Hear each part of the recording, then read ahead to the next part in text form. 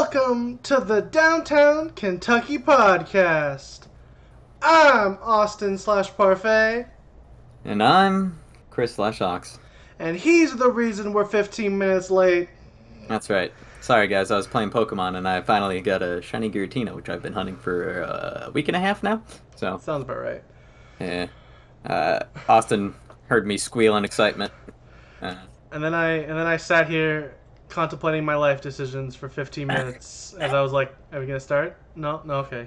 No. He'd make a noise and I'd be like, oh, it's a good thing. Oh no, apparently that was a bad thing. Okay, alright. Okay. Alright, I'll just keep alright, okay. Yeah. It took a while for me to catch him. It did. Because, about 15 minutes to be precise. Legendaries, not allowed to be easy to catch. Anyways. That's the only news I've got going on. I got the thing. Woo! I got a haircut. Ooh. Yeah, Austin got a haircut. He's just got the fresh fade. I'm gonna have to slap the back of his head next time we meet. Oh, please don't. No, I won't. Oh, okay. I got my haircut today. Ooh. Because I'm crazy. I had family pictures today. Oh. So I had to be all presentable. Nice. Well, I'll probably bleach my hair at some point in the near future. Anyways. Is this not the Hair Talk podcast? Welcome to Hair Talk. Welcome we to talk Hair about Podcast. Hair. Up and We're two guys, and we've got hair. And there goes our viewership. There was one person here. They're gone now. I'm just kidding. Well, I think it's time to get to our title story. Oh my god. Which, if you're watching this anywhere, probably, maybe not. Maybe I'll change it before it goes to YouTube, because I do that sometimes. But the title story, at least the planned title for this podcast is, Does the Sonic 2 trailer slap? Chris, does it? Let's ask the question. Let's try to answer that question. A little bit, yeah. Yeah, no, it was great. I loved it. Pretty solid. My answer is yes. Looking to be another solid video game movie. Yeah. The first Sonic trailer was first Sonic movie was really good. Oh, maybe not really good. It was good. It was fun. Yeah. It was the last movie. Might be the last movie I saw in theaters. Still. Yeah. I can't remember if I've been to the theater. I might have been to the theaters once since. I don't remember. Yeah, I think the worst part of the first Sonic movie was Jim Carrey's Eggman. Yeah. No. Like, that part wasn't. That definitely was a flaw. The worst part was how much they relied on Cyclops. There was just like a tad too much Cyclops. I think the only reason there was so much Cyclops is because there wasn't, the rest of the Sonic cast. Exactly, which is solved in Sonic 2. Because we have Knuckles, we have Tails, we have a video game accurate Eggman. Yeah, we have bald Eggman. Well, yeah, he's not rotund, fat, but he is bald and has the mustache, and I'll take it. Whoa. Eggman isn't fat. He's got skinny, tiny legs and arms, and he has a literal egg body. Because he's fat still. That's still fat. When you have a giant gut, you're fat. I think his skeletal structure is literally just round, Possibly. and then his arms and legs. I will say the lack of Rouge the Bat does take it down a little bit for me. But yeah, lack of Rouge the Bat and Sonic or Shadow the Hedgehog. Yeah, well, Shadow, which I'm sure we'll see in Sonic 3. Shadow I am going to make a bold prediction. That's not even that bold. Last movie, our post-credit scene was Tails. This one will be Shadow. For sure. There will be a Shadow tease at the end of this movie.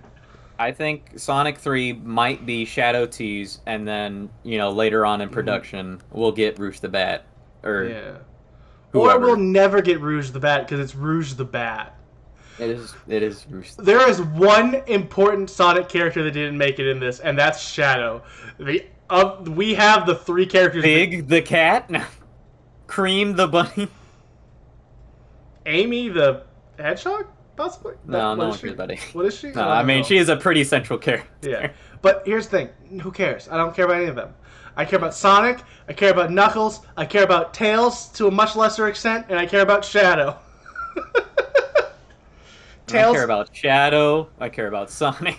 I care about Shadow. I care about in that order. I care about Shadow. I care about my OC. Then I care about Sonic. Oh, did you play that? Well, I'd say new Sonic game, but it's not new at all. No. That Sonic game where you can create your own custom character. No, I'm just making a joke because I know Sonic OCs are a big thing online. Yeah, that game was basically just made so that people could make their own Sonic OCs. Yeah. Really funny. But yeah, so the answer is it slaps. Let's break down a little bit what happened in the trailer, because this is, in a sense, this is our trailer talk segment. We moved it to the front because this is the news story. Because week. Sonic 2. Sonic 2 is news. It is. Okay, here you are. That's news right there. So we open up on this trailer with kind of Sonic kind of stopping a heist, it seems like. Or something. Yeah. Something Sonic of that is, nature. busting crime, but being a little bit too off the wall with it. A little too reckless. Yeah, as they say in the trailer. They do. Yeah, good old Cyclops is still in the trailer, so sadly we did not get rid of him. No, he will be a reoccurring. Actually, I honestly I didn't dislike James Marsden's role. There was too much of it. Yeah.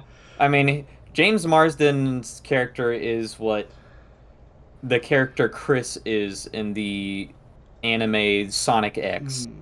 I think my problem with James Marsden is James Marsden really kind of showed... He's too charismatic. No, not even that. It showed the flaw with that one of the two flaws of that movie, the original movie. The one flaw, the biggest flaw for sure, is the horrible product placement stuff. They're like, I'm gonna go on Zillow. Like, okay, shut up. I got a coupon to. I don't remember where they got a coupon to. Some restaurant. Yeah. I'm remembering now. Yeah, that was the worst part. Like, I'm gonna go to Denny. Yeah. I don't think it was Denny's. It was some weird restaurant. Hold on. Was it Olive Garden? It was Olive Garden. It was the Olive Garden. I'm gonna go to the Olive Garden. Because unlimited bread, soups, and salad. It was so bad. That was the biggest flaw. The second flaw would be my big problem with the movie is, and I saw someone else say this, so I credit to whoever said it initially, is it was just the old new character, random character in a world movie. Like, it's Hop, starring James Marsden as well, is basically the same movie but with a bunny. Like, it's just, look, random character with a normal human trying to be like, what's going on? Like, no one wanted that from Sonic. It was still a good movie, they still made it work, but the central plot was like, I don't want to see this. Just give me more Sonic. Yeah, replace James Marsden with Tails, and I don't care. Yeah, but anyway. If you had Tails delivering all those lines about Zillow and the Olive Garden, I'd be on board. I don't know. No, I think I might be, taken out of the immersion of the world a little bit. That's fair. But this movie looks fun. Like, really is the point. There's Chaos Emeralds. There is a more accurate Eggman. Where the last movie left off, where Eggman is teleported into the world where Sonic comes from. I mean, no, was he? No, he was transported into a different world. He was transported to a random mushroom world. Which is presumably of the same dimension that Sonic is from. I guess. I don't know. I thought it was supposed to be just a random... I thought if anything that was them trying to make some sort of, like, we can't make it, but we're trying to make a reference to Mario with the mushrooms the way they were, the red and white mushroom like that. That was my interpretation from it, because I didn't think that's not based, unless that probably is, because there's way too many Sonic levels. Yeah, I don't remember like different Sonic levels. So I don't remember like mushrooms in Sonic ever being a thing that mattered.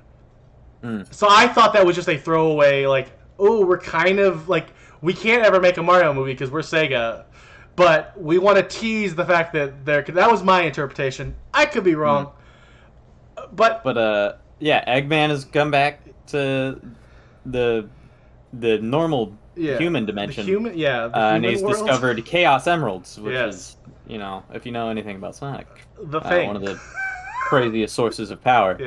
Which maybe we'll see Supersonic Chaos Emeralds in Sonic 3 when he fights Shadow the Hedgehog. Maybe. Yeah, almost certainly not in this movie. No. But speaking of fighting, It looks like they've pinned Knuckles against Sonic somehow. Because I'm sure Eggman has deceived Knuckles into thinking that Sonic is a threat. I guess. I don't know. We'll see. Yeah. I'll be honest. Here's the thing. It's gonna probably be a Batman v Superman thing where they're like, Martha! Oh, you're probably right. They're gonna start fighting and then team up. It's gonna be that same crappy story. Because for some reason, this movie's gonna be really fun, but just like the last one, the central story is gonna suck. Yeah. Gonna be filled with lots of fun moments. Yeah. And like character chemistry, and then really generic poopy plot. But I think most importantly we have to address is the Twister or Tornado. I don't remember which one it's called. Something like that. Oh yeah, the biplane, Tails biplane. That's a big deal. They got the biplane. It's from Sonic 2, guys. Well, is it even in Sonic 2? Wasn't it just the intro? Yeah. Yeah. Okay. Yeah. From just the intro. Okay. Cool. Okay. Cool. And I assume, doesn't Tails also use that same plane in like Sonic Adventure as like one of his levels, as like a flying level, I think? Or something like that. I feel like I remember that being a thing. I'll be honest, I'm not the biggest Sonic fan, so I don't know a lot about. I am an intermediate Sonic fan. I watched a couple episodes of the cartoon where he's played by Urkel. Is that true? Well, it's Jaleel White, so yes, but he's not playing Urkel at all. Right, no. Yeah, but yes, Jaleel White played him in, like, one of the old Sonic cartoons, like Sonic Adventures, I think? Yeah. He does. Oh, speaking of, actually, I take it back. The biplane was not the biggest thing. The biggest thing was he eats a chili dog in the trailer. That's right at the beginning of the trailer. We can all go home. That's it. The movie's perfect. Yeah. All right. Thanks for coming to the podcast. Last one of the year. Kind of. See you next year. It is, but it isn't. It's the last live podcast of the year. Yeah. It's the last Downtown Kentucky podcast. I'm probably just going to call the other one the same thing because it makes more sense, and I don't have to make new graphics just for one episode of nothing. But yeah, that's the end of the Sonic story. We've milked that trailer for more than it deserved. We just talked about that trailer for 10 minutes. I'm excited. I will be honest. Like, back to what we both said at the beginning. Does it slap? I think so. The trailer slapped. Will the movie slap? We have to wait and see. Yeah. Yeah. I suppose we will. Moving right along. Big video game news here. The biggest news we're covering on video games this week, for sure. For this week, yes. Well, right. I mean, we're actually covering other video game news, which might actually be bigger. Oh, yeah. I'm seeing that now. Yeah, so, the first DLC character for Nickelodeon's All-Star Brawl has been announced. And that's right, they got Chris Pratt to come in and play No, probably not. No, they still couldn't afford anybody to voice act. Yeah, they couldn't do that because they don't use voice actors. And he's the best voice actor. He is. Yeah, he's going to be Mario, Austin. And Garfield. It'll be Mario. It'll be Mario. Those are the two most iconic, most recognizable characters ever. Mario and Garfield. I would say, like, top 5, yeah, for sure. I mean, maybe. Mickey Mouse. Yeah, Mickey Mouse is up there. SpongeBob might be, maybe Garfield. Mickey Mouse, SpongeBob. I don't know. Pikachu. Yeah, I don't know. It's hard. There's a solid list. Yeah. Hello Kitty probably is on there. Probably. Who cares about Hello Kitty? Little Bear from the hit show Little Bear. Gonna say probably not Little Bear. Okay, fine. But Franklin the Turtle would, right? Yeah, Franklin. Okay, alright, cool. As long as we're on. Arthur's fist. Arthur's clenched fist. Sonic, obviously the number one most recognized. Well, behind Sonic's stinky feet. Sonic, Cream, Rouge, Shadow, Tails, Big Dr. the Cat, Eggman, Froggy, Dr. Wily. He's Mega Man, but he's there too. Why not? Throw him in. Yeah. That is Mega Man. Here's the thing. I'll be honest. Garfield being in the game is not enough reason to make it a story for us. No. Let's get to the meat and potatoes of why we're talking about this. A genuinely stupid yet beautiful feature. Yeah. Is Yeah. You cannot play Garfield on Mondays. Nope. Sorry, tournament players who want to main Garfield. Garfield is non-playable on Mondays because Garfield doesn't like Mondays. Ha ha ha. That tournament's on a Monday. You gotta play your secondary main, guys. Sorry about it. Yeah. But true to Garfield lore. It is very true to Garfield lore, and that's why I love it. It's because it's so Garfield. I've got respect for it. Is it stupid? Oh, yeah. For sure. They're putting a lot of work into it too. Apparently, not only is he not going to be clickable, choosable, but his sprite's going to go to sleep on Mondays if you when you scroll over him. Oh, jeez. Yeah, it's amazing. Truly something else. Chris. Speaking of something that's truly something. we're going right in. Okay. Yeah, I guess we can. Right into our next story. It's time for NFT news. Woo! We're the #1 NFT podcast on our channel. True. Oh, yeah. Okay. Yeah, make that revision, and that might be true, maybe. Well, I wasn't done. You jumped the gun and assumed I was saying we're the biggest. We are not the biggest NFT podcast. Are we the biggest Nickelodeon All-Stars Brawl podcast? Maybe. We do bring up anytime there's a story, we talk about it. True.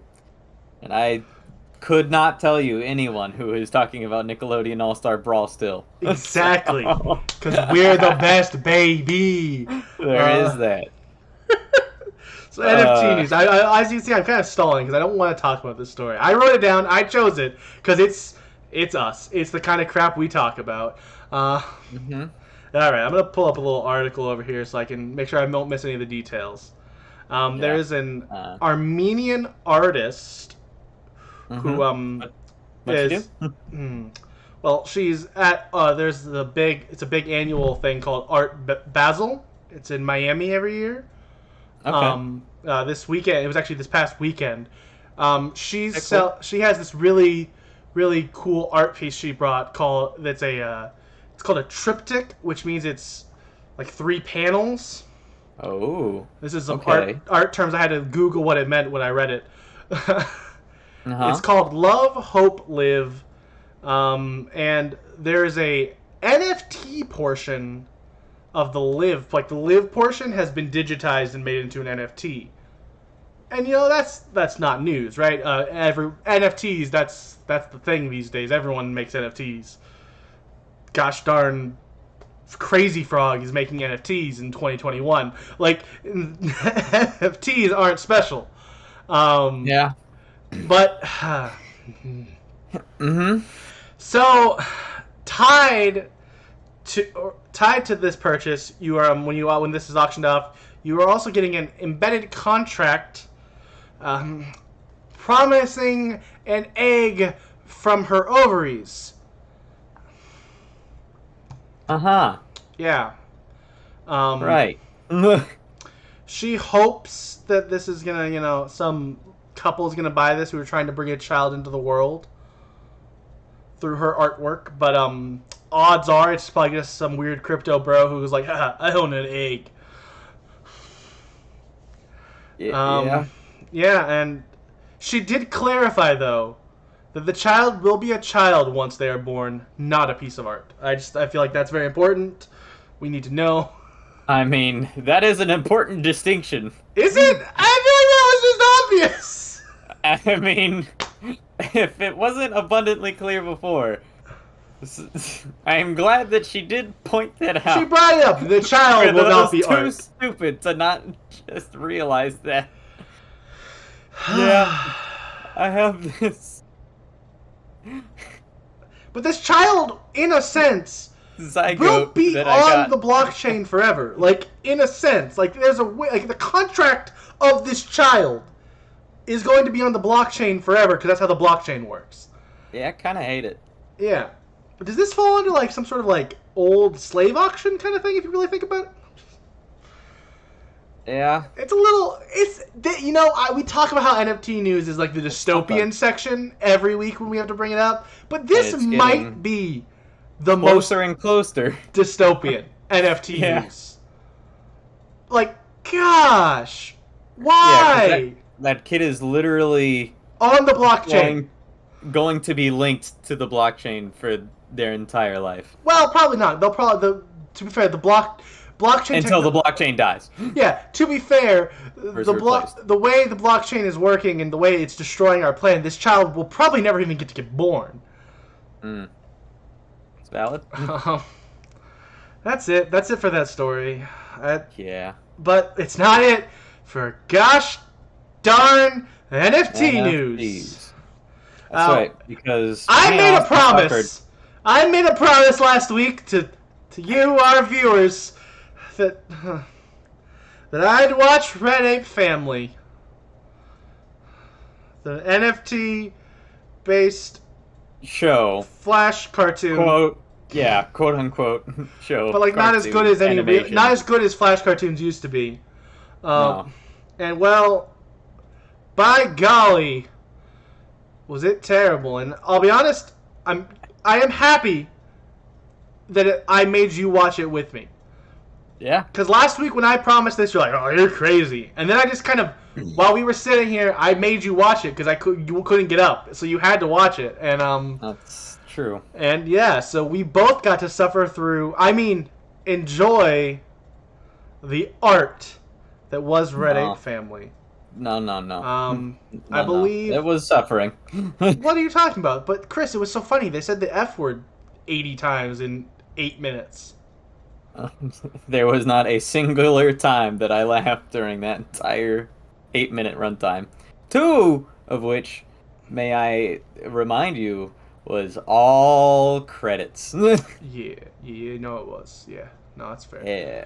I didn't laugh at any of it. The only thing that made me go, oh, all right, there was one character's voice that I was like, that would be a good voice for someone else to use in something that's not fiery total trash. Piece of garbage. Yeah. It is a dumpster fire, and it was produced by 2 Chainz, which I just felt like that was something that surprised me because I guess I wasn't following the creation of this. I probably would have known if I cared about NFTs. But I feel like produced in this sense of the word at this point really just means that they put money into it. I don't know. I feel like the 80 other people who were considered producers, I'd agree. But, because there was a literal list of producers that are probably just people who funded this on a GoFundMe or something. Mm-hmm. I wonder, because there was like music in it, if 2 Chainz was connected to that music. And that was probably about the only other aspect besides the money that he had any involvement in. Which was, the only other part of the show that had, like, any modicum of decency. I forgot about that, because I then had to suffer through 5 minutes of the comedy. Was the intro... I mean, the intro scene sucked. The intro music was alright. Yeah, I honestly thought... it looked like crap because it was... stupid animated terribly. It was stupid bored apes. But I thought what they were going for in it, once again, if it was connected to a show that wasn't garbage, I'd be like, oh, that's a kind of fun little intro. I watched another YouTuber's review on it, and I'm gonna take this from them.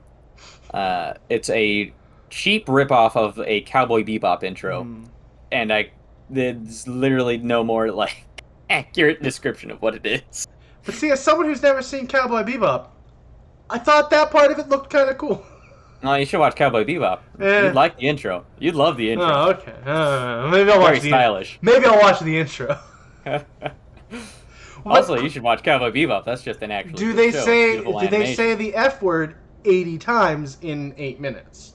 No, they do say it very occasionally. But see, I can only watch television now that 1 is connected to the blockchain, and 2 has a lot of cursing in it. Like, I know the word is literally obscenity. These are obscenity, but I'm someone who I watch shows with language. I do it. I'm a big fan of South Park, and there's a bunch of other adult things that have a lot of language in it. This was obscene. The amount of language. Yeah, it was like an amount of cursing that felt unnatural. That any I want to say human. Oh, they're bored apes. Yeah, screw you. Shut up. Hey, whoa, would ever whoa, use in a conversation. Whoa, no, you shut up right there. One of them was a lazy lion. Have respect for the gosh darn medium. Yeah, a lazy lion with an offensively like bad Ugandan Knuckles accent. Yep, yeah, it was. Yeah, everything about this show sucked, and I hate it. I hate the fact that it exists. I hate the fact that it sold for like 19 million. 2.7. Yeah, it was like 19 million, I think. Initially, it probably resold again for more or something stupid. Red Ape family value. I think it was $27 million. Oh my gosh. I want to say that. Oh. Hold on. I take back what I said about the egg. This is the most dystopian NFT news we're ever going to cover. Yeah, it's pretty bad. No, it really isn't. It isn't. This is terrible, and it's garbage, but it's not the level of dystopian as the last story. Hold on. All right, we're holding. Hey guys, if you're sitting at home, don't leave the video, please. He's gonna find the answer. Don't worry. You just sell 4. I'm hacking into the mainframe. I'm in. Yes. How much? How much was it? Over $24 million. Too much. All right, moving right along. Beautiful. All right. Sticking to reviewing content, but this time reviewing legitimate like art, not garbage. That's fair. I finally got around to watching Shang-Chi, and wow, it took you long enough. Yeah. Well, hey, whoa. One, like I said earlier, I haven't been to a movie theater since Sonic. 2, it's only been on Disney Plus for like 2 or 3 weeks, and my dad's been working a lot, and we wanted to watch it as a family. So get off my back. Well, I finally watched it last night, and that's a really good movie. It's so good. Like that might be the literal best fight choreography I may have ever seen. Period. But definitely in like a superhero movie. Yeah. Like it was so beautiful the way they came up with like fights, like the fight scene in the scaffolding, the train fight, like oh gosh, just it was so good. Like it might, like I don't know, I haven't thought about it enough to know for sure, but I think this might have cracked my top 5 MCU movies. Like it was that good. Like it was. Yeah, it's pretty excellent. Awkwafina was so funny during it. Like she was great. Ben Kingsley was great. Reprising his role as the guy who pretended to be the Mentor. To be fair, I never watched Iron Man 3, so I don't know if he was always that funny as the fake Mandarin in that. The Mandarin? Yeah. But he was like, you had a movie where you already had Awkwafina like delivering the whole time being funny, and then they had him where it's like, you're like, oh, she's the comic relief. And they're like, hey, what if we gave you a funnier comic relief for a very short period of time? Like, in comparison, like it's like, what? Who? Him and, what's it? Oh, I forgot the stupid... The little puff dragon something with an M. Puffball. Couldn't tell you. I saw it literally when it came out. That's fair. No, that's fair. I watched it last night, and I forgot the faceless character's name. Well, not any character, but it was real cute, though. It was adorable. I loved the interaction between it and Ben. I love Ben Kingsley translating for it. Like it was so good. I want delusional actor. Yeah, he was. Well, he thinks he wasn't. He was actually listening to it. Apparently, he actually somehow spoke the same language. No, yeah, he was. Yeah. I'm talking about like his acting career. Yeah, no, but it was great. That movie was just. Oh, it was great. Yeah. I loved it. Pretty wonderful. I will say I think the internet was a little overhyped parts. Like the internet was so excited to see Abomination, and it literally is for like 2 seconds. Yeah, it's literally just like a throwaway scene. Yeah, and it doesn't matter. There's Abomination in the ring. All right. Yeah. There he goes. Look, he's fighting Wong. Cool. All right, cool. Yeah, it was chef's kiss. That's really it. I just loved it. I wanted to talk about it because I watched it and it's like it was fun. It's understandable. Yeah. It's a really good movie. I'm also very excited because this week I'm going to go see Spider-Man No Way Home. I don't want to talk about it. I don't get to see it till Tuesday. obviously not this tomorrow because it's not out till Thursday. I don't get to see it till the Tuesday after, and the internet is mean, and I'm sure I'm gonna have spoilers, and I'm not looking forward to it. Yeah, I'm looking forward to the movie. Wait one day. I'm looking forward to that movie so much. Like, I am excited about the movie. Like, when I say I'm not looking forward to it, I more mean trying to be not on the internet. Spoil yourself. You know? Yeah. Or not being on the internet for 5 days, which it's hard. It's hard when you're addicted to the internet like I am. But yeah, Shang-Chi was great. Now just time to go see Oh. No. Oh. No. No, I'll see Eternals in January when it comes to Disney Plus. Same. That feels like a Disney Plus movie. Yeah. I've heard great things. I've heard the post-credit scenes are almost worth seeing in theaters, is what I've heard. Like, it's basically the review is like, the movie's okay, but those post-credit scenes apparently are really important for the future of the MCU. Oh. I don't know what that means. They thankfully didn't spoil it. They just said that they were important. Well, looks like I'll have to watch Eternals for the end credit scenes. Dang it. All right. Yeah, definitely not paying money to see it. No. I thought about trying to see it. Actually, depending on when it came out and if it's still there, it probably won't be. It might be. Me and my family, we have an annual tradition of going to see a movie on New Year's Eve. If that's in the Dollar Theater on New Year's Eve, we might go see that. That could be like $2 a person. That feels Eternals price. Feels like all that's movies. Yeah, I feel like that's worth $2. I'll have to. Hopefully, that'll be there when it's time. Yeah, that's fair. Moving on to our next set of a few stories. They're kind of bullet pointies within one story. We're going to talk about the Game Awards a little bit. Not who won, because who cares? No one watches the Game Awards to know who won Best Game. It was It Takes Two, by the way, which deservedly so. I said we wouldn't talk about it, but we will. It Takes Two got 3 awards. It got Best Co-op, Best Family Game, and Best Game of the Year. So good for them. Yeah. It Takes Two deserves it. Yeah, we've been playing It Takes Two, and I can say with very much confidence that that is one of the best games ever made. That is definitely my Game of the Year for 2021. Yeah. Because that's the only new game I played in 2021. Yeah, that's fair. Last year, my Game of the Year was Fall Guys, because it was the only new game I played in 2020. Understandable. Yeah. So moving on. So what are we talking about from the Game Awards then? I'll be honest, there was 30-something odd different things that were announced in some fashion. Sonic 2, the trailer actually dropped during the Game Awards. So technically we already started talking about Game Awards announcements earlier, but our first story that I thought was relevant enough to mention was they're making a Texas Chainsaw Massacre game. Yeah.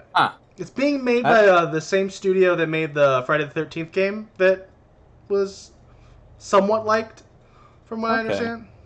So it's being made by that person. It was hot on Twitch for 2 weeks. That's fair. I feel like I saw people talking about it for a little bit longer than that, but that was maybe just the circle I saw. That was probably the time that it was peak. People cared. From what I understand, that game was a little broken, so we'll see if they make this one better.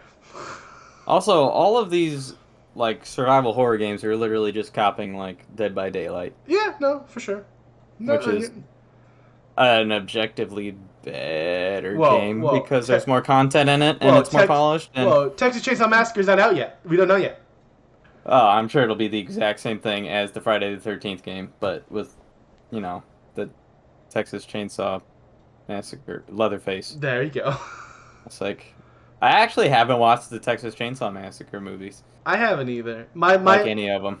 I only care about Texas Chainsaw Massacre at all is this is little nerd talk for literally 1% probably of a future audience that we don't currently have. There was a Japanese wrestling, in Japanese deathmatch wrestling back in the 90s, they liked to have fake horror movie characters have matches. There was a Freddy, there was a Leatherface, there was the Boogeyman, the Boogeyman was Michael Myers, I think, or something like that. There was some weird they called him the Boogeyman though. Okay. Yeah. And there was the one guy who ended up leaving. He became Super Leather, was his name after he left that first company because he couldn't be Leatherface anymore because somehow they had the rights to... They didn't, though, because they weren't legally... Whatever. This is very much nerdy 90s wrestling, deathmatch Japanese wrestling talk. So this is for 1% of, like, the wrestling audience that we don't have any of. So... Yeah. But I think Leatherface is pretty cool because of it. Oh, okay. So anyways, there's new games coming out. Yeah, more new games. There's a new Star Wars game called Star Wars Eclipse. And the trailer is beautiful. It is beautiful, but it's weird and I don't know what I'm supposed to get from it. I have no idea what the premise of the game is or what the focus is going to be on. It is being... What was the name of the studio? I forgot. Quantic? Quantic, yeah. Quantic Games or something like that. Quantic something. They are the people who made why am I blanking on the names? I literally read it earlier. Detroit Become Human? Detroit Become Human was their most recent one. I mean, give me 1 second. Quantic Dream. Quantic Dream was the name of the studio. They made Heavy Rain, Beyond Two Souls, and Detroit Become Human was their most recent game.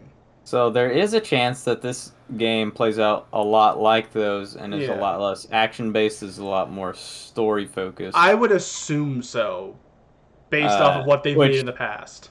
It also kind of makes sense for the trailer because it doesn't look like there's a whole lot of action going on, although there is like a lightsaber fight, which will probably play out as like a QTE. Yeah, probably. But, you know, I mean, here's the thing. They make really pretty games, and from what I've never played any of them, but I've watched like 1 or 2 playthroughs. Like it was like a couple episodes of a playthrough of Detroit Become Human, and it looked amazing, and the story seemed really cool. I trust them that with a cool, like I think we've talked about it on the podcast before. If not, we've definitely talked about it on a video of some sort. I'm not the biggest Star Wars fan. I think I've said before that when even diehard fans say there's like 3 good movies in a franchise, that means the franchise isn't good when that's 30% of the whole franchise. But I think the ideas of what Star Wars is can be cool. That's why you get cool things like Mandalorian, the Clone Wars, like... I think the universe that the Star Wars universe is set in is really cool, and all the lore is also really cool. Yeah. And then they just make... not fantastic movies. There's a couple not great movies. And by a couple, I mean the majority. The first 3, well, not the first 3. Yeah. The prequels and then the 3 that were made after. Yeah. But they did also make the they did also in the Star Wars world have the Tartakovsky Clone Wars shorts, which I think might be one of my favorite cartoons ever. Like I love it. So I think Star Wars has a lot of potential to make something good. So if you have a studio who has experience making great games, I have some faith in that. Really good storytelling. Yeah, like I think there definitely could. The game could be good. I am tentatively optimistic. I will almost certainly watch a full playthrough of the game. Oh yeah, or at least 2. I will almost definitely not buy this, unless by the time this comes out, probably next fall, we blow up a little bit and can afford to buy the game with the money we make on here. Then maybe we'll do a playthrough. And then we play through the game then together. Then I play through the game and you watch, because you're still just watching a playthrough. Yeah. Well, I might need to, play through those QTEs, Austin. I don't know. That's true. Maybe I'll be the one watching. But also, we probably won't play the game. So yeah. Time will tell. Next video game announcement we have is a Wonder Woman game. There's almost no news I saw on it other than like the trailer was a teaser trailer with just some woman's voice who wasn't Wonder Woman talking about Wonder Woman over some maybe in-engine shots of Wonder Woman. Maybe.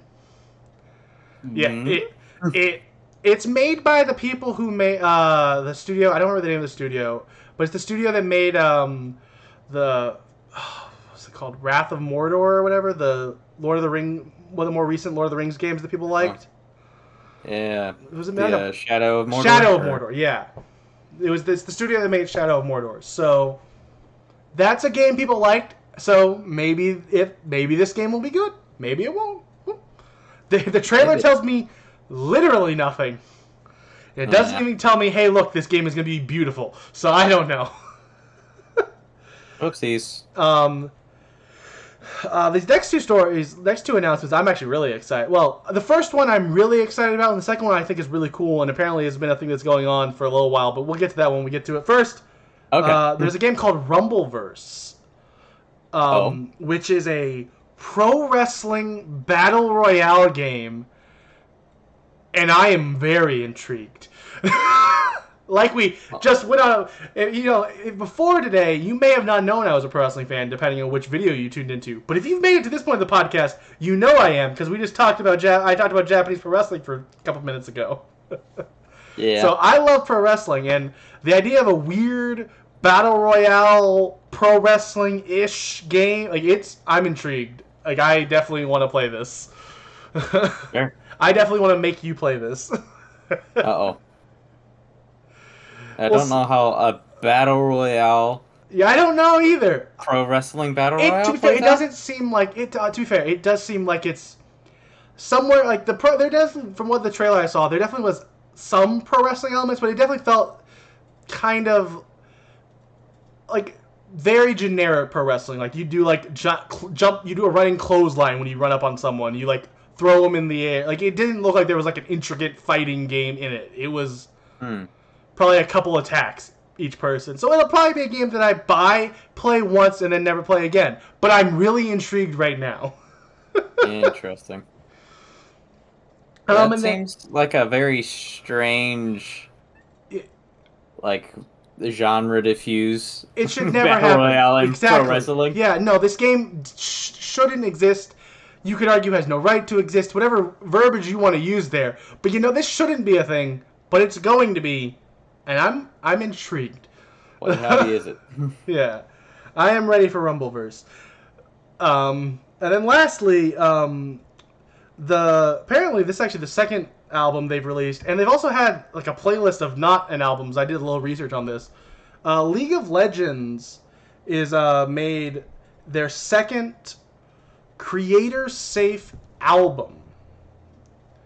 This is called... What does creator safe mean? It means it is copyright free. Yeah, you don't need a license, and if you play this, you shouldn't get in any trouble unless you try to use it to sell a product. Then you could get in trouble. So yeah. This is called Sessions Diana, and it definitely, from the little bit I listened to this one, I didn't check out the one. This is actually the second one. There's also a Sessions Vi or V. It's VI. That's Vi. Okay, I assumed, but I didn't know.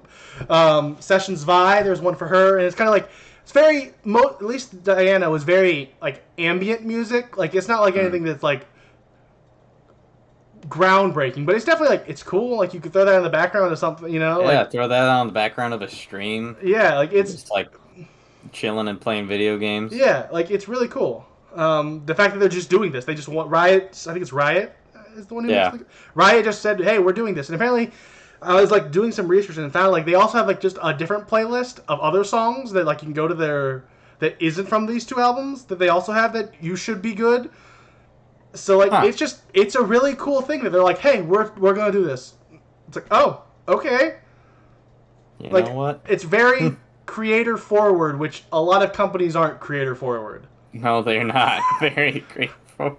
But yeah, Riot's really dang. Yeah. Hitting a lot of things out of the park recently. Yep.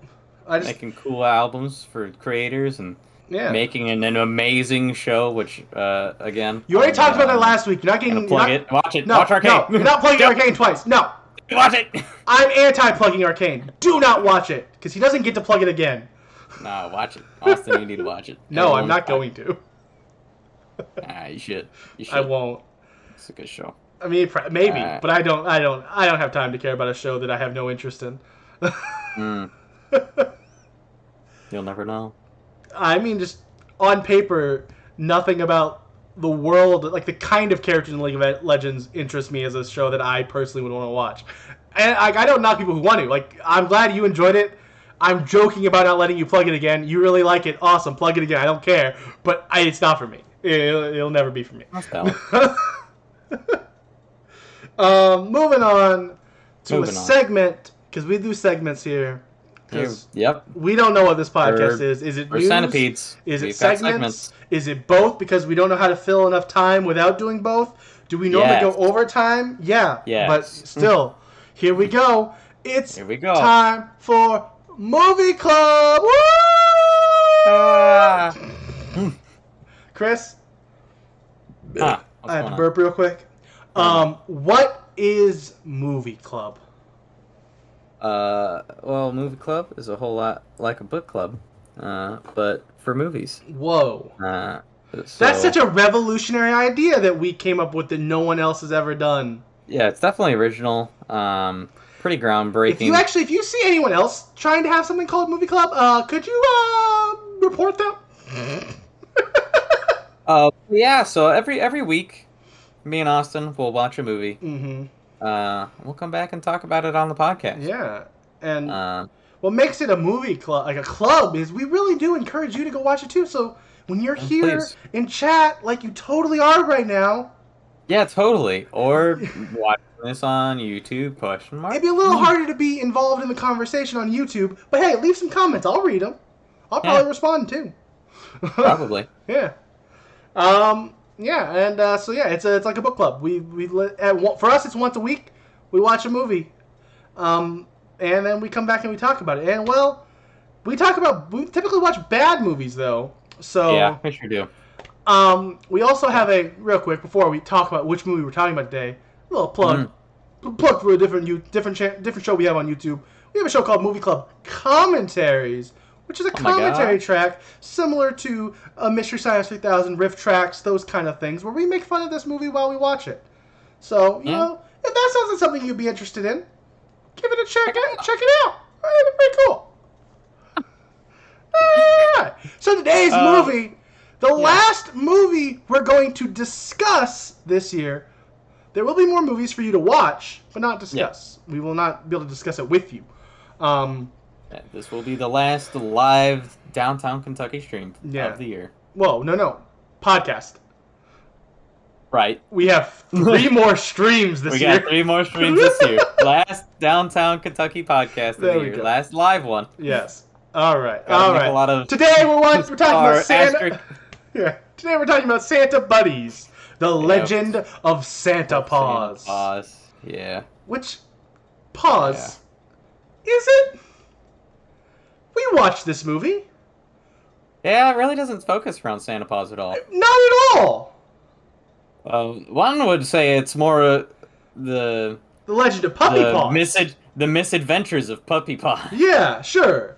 It's about Puppy Paws. Santa Paws is just there to tell Santa what to do occasionally when they look at the crystal. Yeah. Which, that sounds like I'm making crap up, but that's the plot. Whoa. They're not looking at the crystal, Austin. They're looking at the icicle. The icicle? The melting icicle of magic. The melting magic icicle that powers the North Pole. Duh. And all of the magic of Christmas. I hate this movie. It's bad. And I don't like that I retained as much of that as I did, but I did. Chris, do you remember the names of the puppies? Buddha, Butterball. All right. Mudbud. Uh-huh. Rosebud. Uh-huh. You're missing one last one. And the most offensive one. Oh, there it is. All right. He named all of them. He did not name them in the order of the picture, but he's not seeing the picture, so I don't blame him for that. But yeah. It's just in my brain for free.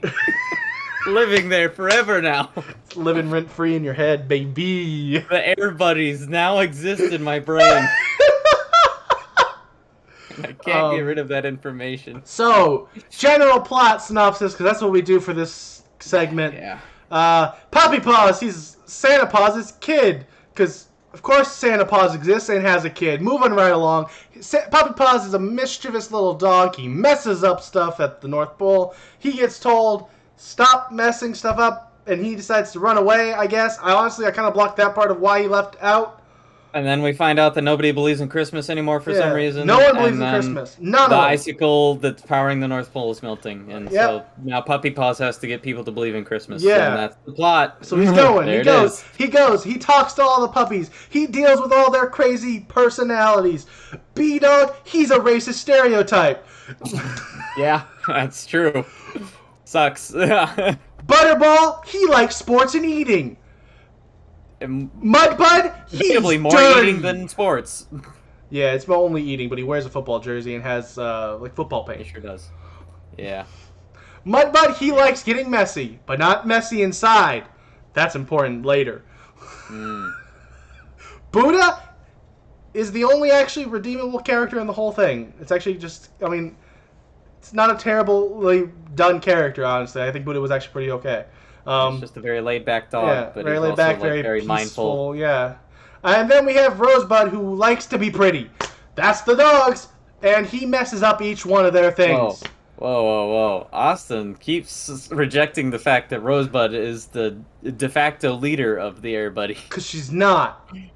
But she is. She's not. Everyone says that she is, even like though she once, doesn't really and then doesn't lead it at all. If anything, it's definitely Butterball who is the leader of this movie. He eats stuff. That's all he does. Rosebud is the all right, so those dogs are existing. They're doing their dog things. Puppy Paws ruins everything. He dances too good, it breaks a thing. He eats too much food. I don't even remember. Oh, you're going to give away the whole movie, Yeah, I don't care.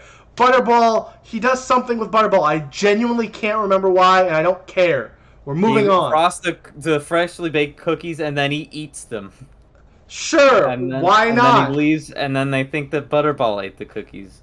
Because Butterball ate the turkey at Thanksgiving, Austin. How could you forget? I love how much of this... all of this movie. I love how much you've retained. I love this. I guess what happened to Mudbud? I remember this, but I want to hear you be mad that you remember it. Mudbud is talking to Puppy Paws, and he's like, well, this is what I do, and he's rolling around in mud. And then he's like, well, now you try, and then he rolls around in the mud. And then for some reason, they go into the house all covered in mud. And then he's like, so this is the cleanest room of the house. We can't go in there. Can't get this room dirty. And then they shake off all the mud. And all right, moving on. Who cares? Too much talking. Buddha, he goes to meditate with Buddha. He turns his Buddha statue into... his 500-year-old Buddha statue that's debatably an antique. Is priceless. I love that I'm trying to just... I'm trying to just speed through not caring, and you're giving details about the Buddha statue. I'm angry that I watched this movie. We watched this 2 weeks ago. It's all still fresh. We had a whole week where we didn't watch. This wasn't even this past week like normally. This was weeks ago. I've been talking about this movie on the regular to my coworkers. This is my favorite movie club segment we've ever done. And then Rosebud, she's got this really pretty Christmas outfit. He's like, look at my Christmas outfit. It's all pink, but it's not Christmassy at all. So Puppy Paws is like, well, let me fix that. And then he turns it into an elf outfit, which is debatably more Christmassy than what she was wearing. And she's like, but it was an actual Christmas outfit. So why is she mad? I don't know. Why am I here? And then they all decide that they need to get rid of Puppy Paws. I am turning so red from laughing. I have a headache now. We forgot to mention the most important character. Christopher Lloyd's in this. Christopher Lloyd is in this movie. He's actually genuinely pretty good at what he does in this movie, because he's Christopher Lloyd. The Doc from Back to the Future is in this movie as the dog catcher. That's right. He tries to capture the... You know what? I don't. The movie sucks. Chris could tell you the rest of the plot, but we don't have enough time for Chris to go over every moment. I'll be honest. Throughout the movie, I really want to make some sort of supplemental content where I make you just recount this movie now. My head hurts. There's also a really cute other dog named... Tiny. There we go. I didn't remember, but I knew you would. I remember it started with a T because I was like, oh, look, it's Trixie, which is my dog that died. R.I.P. to the real one. Yeah. And then her name was Tiny. I was like, oh my gosh, I'm psychic. Yeah, that's it. Then they save Christmas. The end. They do. The movie sucks. That is the last movie club commentary of not club commentary. It's the movie club portion. That is the end of movie club discussion for this year. We will not be discussing movies this year. But there will still be commentaries coming out. There will be 3 more movie club commentaries coming out for y'all on the next 3 Thursdays this year. Right. I'll give a little announcements right now for what they are, just because why not? No, so you can look forward to them. We got Polar Express next. Yeah. The week after that, you will get Santa with Muscles. You sure will. And then, lastly, you will get the movie that started it all. You will get Pan. Pan, everyone. Yeah. Pan. It's not a Christmas movie. No, it's the end of Christmas, because it's after. That comes out after Christmas. That's the week after Christmas. That is the last one we will be doing for this year. Next year we start the year of DComs, but you can find out more about that on our next live podcast, because that'll come out before next year. Yeah, it'll be next year, but it'll be before we have to make the first one. So you'll find out what we're watching on that podcast. So have fun watching those movies. Maybe we'll do very, very, very brief discussions of them in 3 weeks. We won't. I won't remember what we talked. I won't remember them. No. Yeah, so we'll just... Yeah, that's it. That's it for that segment. Okay. It's time. It's time for Chewy's favorite segment. Chewy's not here, but it's still his favorite segment. That's right. Right. It's time for the tournament of champions.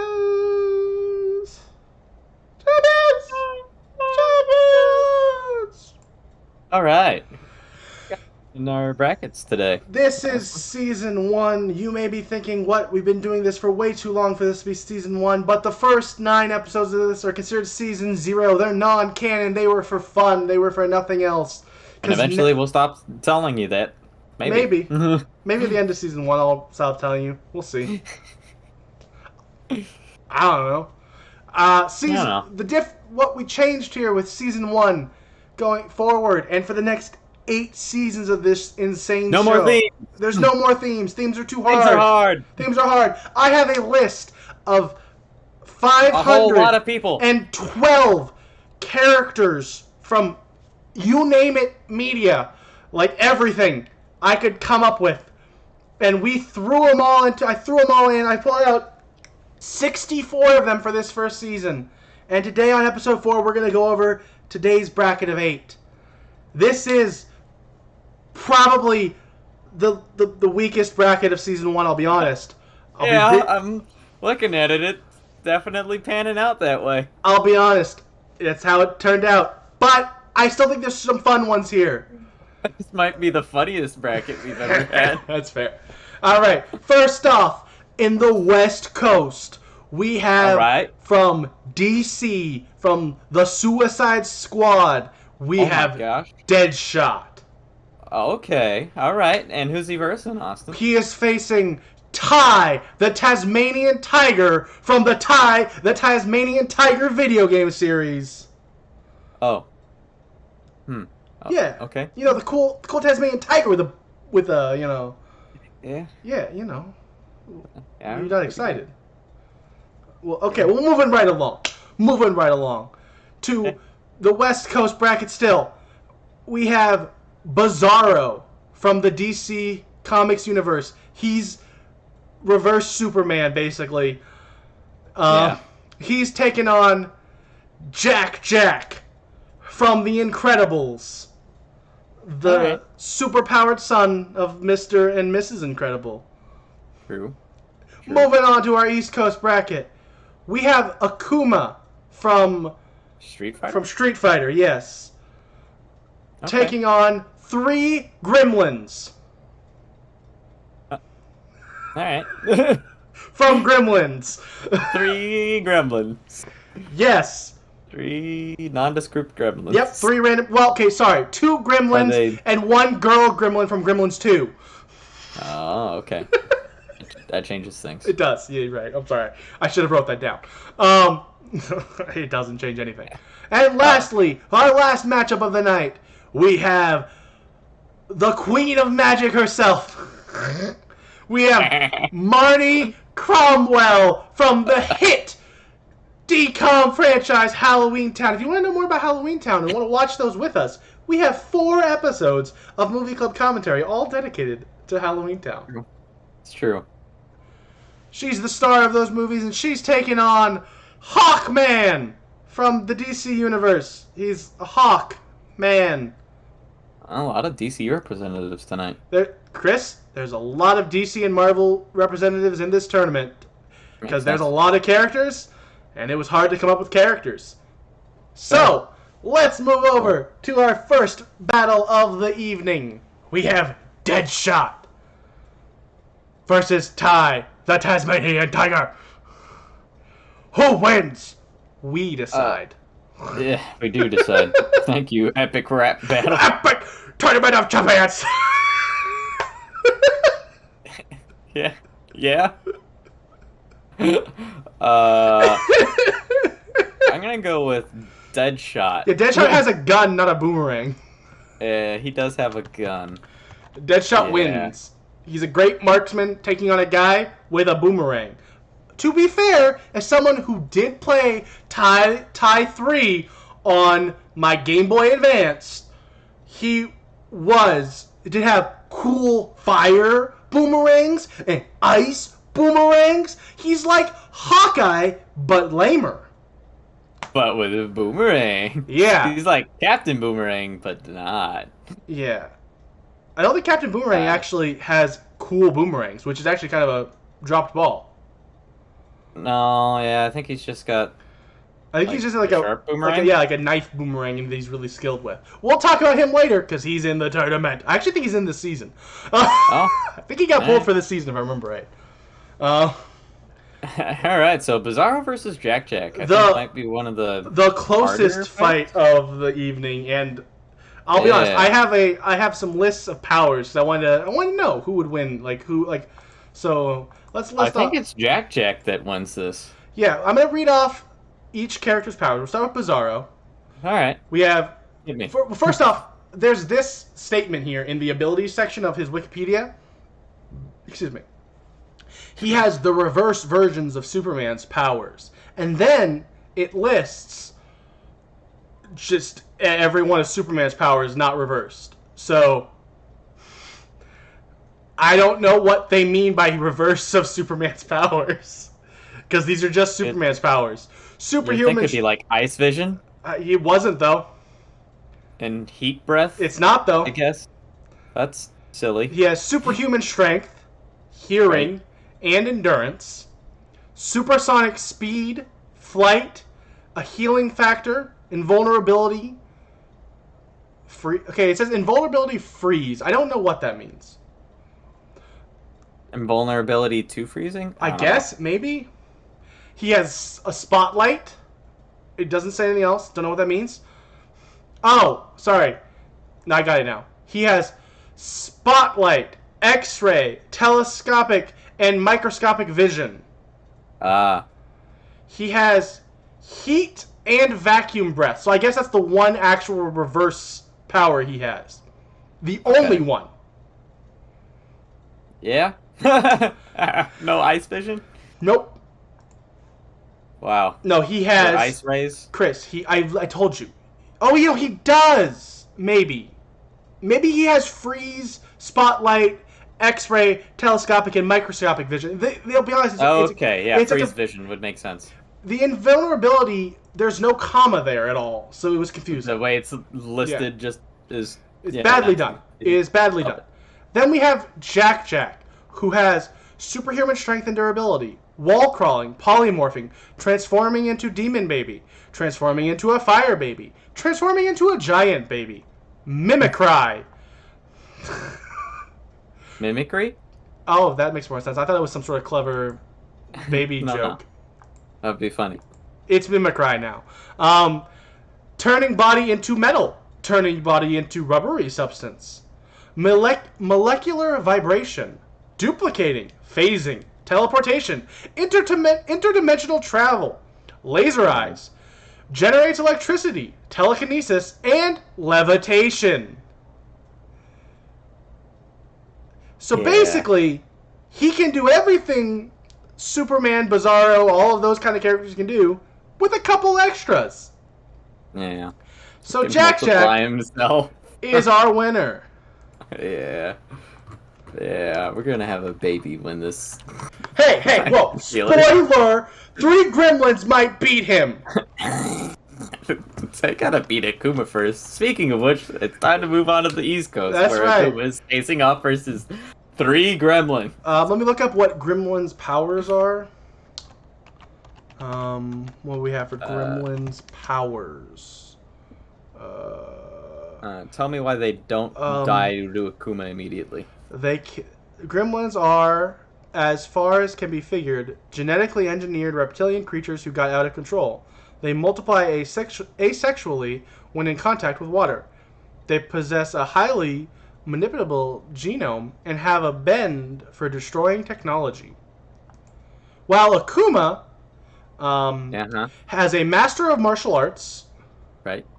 Yep. Specifically the Gotetsu fighting style, which was designed as a way to murder the opponent. Mm-hmm. The martial art contains aspects of karate, kenpo, and judo. Moving on to his next one, he has... I'm not going to try to pronounce the Japanese one. I'm just going to go straight to the translation here. He has a surge of murderous intent.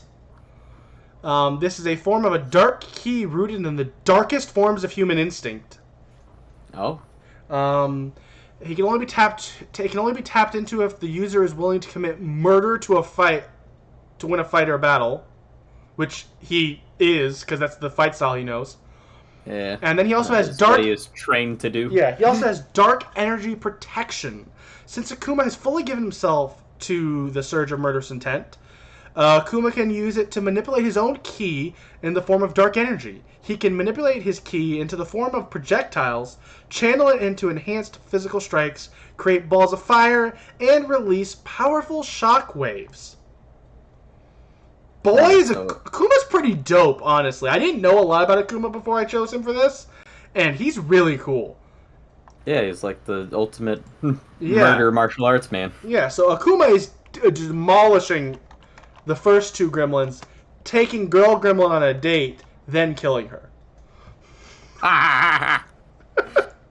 Oh, jeez. In the fight of the century, the real main event of tonight, we have Marnie Cromwell versus Hawkman. Mm-hmm. Not to be confused with Chewie's favorite Hawkeye, who shoots arrows. This is a guy with giant wings, and he's a hawk. Big mace. Yeah, he's Hawkman. I'll bop you real good. He's like the lamer version of Hawk Girl, even though I think he might be first. But she's just cooler somehow. And so this is the portion of Tournament of Champions where we let you know that a DCOM protagonist beats a DC character. Yeah, because she has magic. Yeah, she has magic. Marnie Cromwell wins, baby. She's the best. Yeah, the Hawkman just can fly and has like enhanced abilities. Yeah. But and Marnie Cromwell just opens up a dimensional door and throws him into it. She opens the back door to the internet and he just goes right in.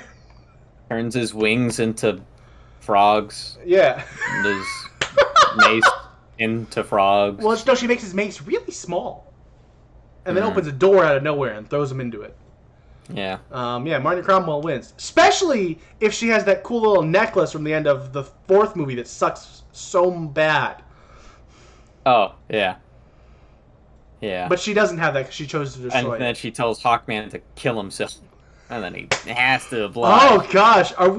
I think canonically we're saying for the sake of this, she doesn't have that. Yeah, no, of course not. Because she chose not to keep it. Right. So she can't have it. Yeah. Canonically speaking, that stone is dead. Yeah, she can't have that stone. Because, oh, buddy, that would literally change everything. She might win the whole tournament. Like, the grand tournament at the end, too. If she had that. But she doesn't. So, moving back over to the West Coast bracket, we have Deadshot taking on Jack. All right. Chris, wait, no, stop talking. Okay. Uh-oh. It is time for my favorite mini segment within a segment. Brrr. That's a drum roll for anyone. Tell me, Chris, in your expert opinion, how does Jack beat Deadshot? I mean, wait, no, crap. I can do that. No, I misspoke. That's what I said. That's canon now. All right, tell me how that's possible.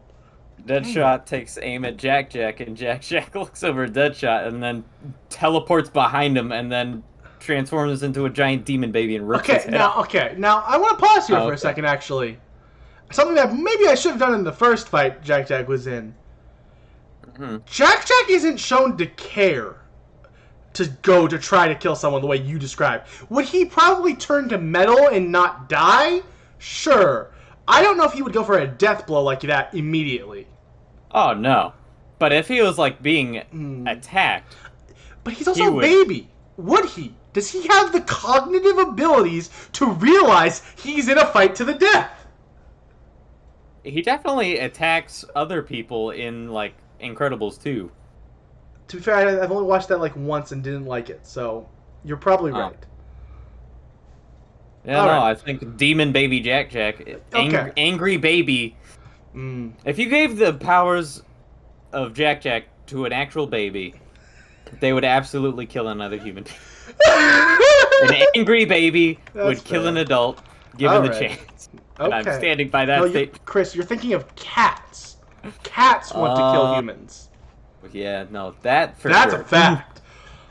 And it's really a coin flip on if a baby would kill you or not. Yeah, that's fair. It really depends on the baby. I watched a video game about a baby trying to kill itself and a grandma trying to stop it. It was pretty fun. Oh, yeah, I've seen that game. It's very funny. Yeah. All right. Yeah, so anyways. We have Akuma, who we listed off his power set before. Yeah. Taking on Marnie Cromwell, the greatest witch ever. Oh. She's awesome. She's great. And you know what, Chris?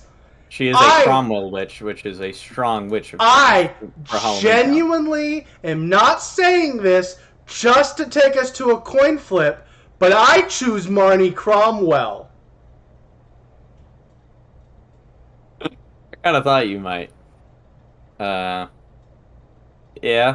I think I would go Akuma on this one. Well, I guess we have no choice but to take this to the coin. All right, let me up the coin. Let me open up my coin app. All right. All right. All right. Yeah. Okay. All right. Okay. Pick item. Oh, wrong one. I meant coin. Chris, heads or tails? I can't think of a clever reason as to why to pick either, so I'm going tails. You should have said heads because he has a really cool, like, red fiery hair. It's too late. You already said tails. I did. I think you got it. You did. Tails won. That's right. Because I knew Akuma. Akuma I knew he had to win. Does beat Marnie Cromwell. Rigged, if you ask me. Akuma does murder Marnie Cromwell. He does, because he's down to murder anyone. Yeah, for sure. That's definitely his thing.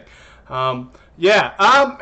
Oh, yeah, he can become a demon, too, I guess. So okay, alright, okay. So wait, maybe this next battle is actually slightly more even than I thought. Maybe. We have Jack versus Akuma in our finals today. I think I know my answer? I think. Oh. It's closer than I thought when I initially thought of this whole tournament when I saw it earlier. Yeah. I mean, I think it might go to Jack Jack just because of how unassuming Jack Jack is. Yeah. And I don't think, giant buff man would take baby seriously at first until he realizes that he has powers, and at that point it might be too late. Yeah, no, I can see that. I also just... Akuma isn't unbeatable. Jack Jack has not unbeatable. And Jack Jack isn't either, but Jack Jack has that magical, really annoying invulnerability that some of the characters that happen to be in our tournament have, where you have to be another character with invulnerability, I feel like, before I'd even consider you being able to beat the character with invulnerability. Yeah. So, like, I think Jack Jack wins. I think a baby just won. Yeah, I think if there was... Remember how earlier I talked about how we made, that 1% of wrestling fans really happy? We just made every Street Fighter fan never watch our videos again. And you know what? That's fair. I respect... Hey, we took him into the semifinals. He did. Against Marty Cromwell and the Gremlins. He almost lost to Marty Cromwell. Well, not if I had to say anything about it. I stand by it. Halloween Town is the greatest movie of all time, and therefore she deserves to be the best. So, yeah, Jack Jack moves on to the... That's right. The final bracket for the season. Yeah, along with a couple other people. Wanda, Maxima. Rick Sanchez, and Bayonetta, I believe, are the four? Yeah, Bayonetta. I think that's the four. I believe this was episode 4. Believe you're correct. So that would be the 4 we have. Rick Sanchez, Bayonetta, Wanda Maximoff, and Jack Jack. Yeah. Every day, I feel sadder and sadder for poor Rick Sanchez. I think Rick Sanchez could probably beat Jack Jack.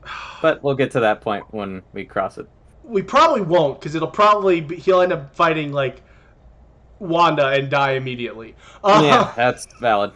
Who knows? Was I talking about Rick or Jack Jack there? We don't know. Who knows? We will be back with a stream on Tuesday, which is tomorrow. We will be playing It Takes Two, and then on Game of the Year. Woo! Yeah, Game of the Year. It Takes Two. I forgot. Yeah, you're right. Then on Thursday we will have a YouTube upload of our Polar Express Movie Club commentary, as well as we will stream that night.